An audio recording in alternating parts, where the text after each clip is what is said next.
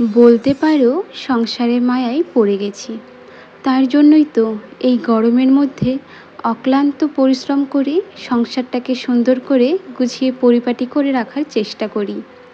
নমস্কার বন্ধুরা, আমি দিয়া।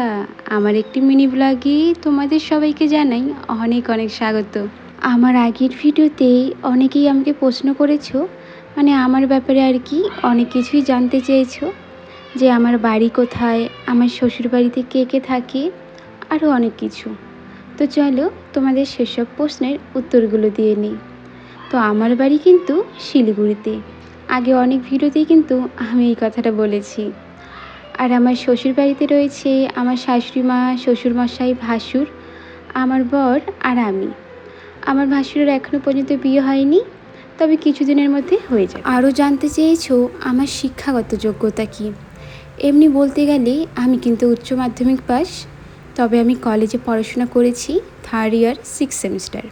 তবে 6th সেমিস্টারের লাস্ট এক্সামটা আমার দেওয়া হয়নি, তখনই বিয়ে করে নিয়েছিলাম। ওই যে নিজের পায়ে নিজে কুড়ুল মারা কথাটা আছে না, সেটা হয়তো আমার জন্যই বানানো হয়েছিল। তো যাই হোক, আমি তখন কলেজে পড়াশোনা করতাম, আর আমি কিন্তু বাংলা অনার্স নিয়েই পড়াশোনাটা করেছিলাম। এমনি দেখতে গেলে উচ্চ মাধ্যমিক পাস, তো এতটাই। আরও যদি কিছু জানার থাকে অবশ্যই কমেন্ট করো। তোমাদের সাথে কথা বলতে বলতে আমার কিন্তু অনেক কাজ হয়ে গেছে। আজকে সকাল থেকে ভেবে নিয়েছিলাম আজকে যত কাজ আছে আমি সব করব, সে আমার যতই কষ্ট হোক না কেন। তো সকাল সকাল ঘুম থেকে উঠে আমি কিন্তু রান্নাবাড়ি করে নিয়েছি, যেটা আমার প্রত্যেক দিনের কাজ।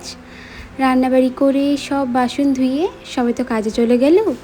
তারপরেই কিন্তু আমি এক বালতি কাপড় ভিজিয়েছিলাম, সব কাপড় ধুয়ে দিয়েছি। আর জানোই তো এখন যে গরম, কাপড় থেকে না একটা গন্ধ হয়। এই জন্য কী করেছি, শ্যাম্পু কিনে এনেছিলাম, সেটাই জলের মধ্যে দিয়ে কাপড়গুলো অনেকক্ষণ ভিজিয়ে রেখেছি। তো যাই হোক, ওইদিকে তো কাপড়গুলো ধুয়েছি, ঘর মুছে নিয়েছি। আর এখন কি করছি বলো তো, এই জায়গায় তো বসে তো আমি বাসন ধুই, আর দেখো জলগুলো না একটা জায়গায় জমা হয়ে থাকে।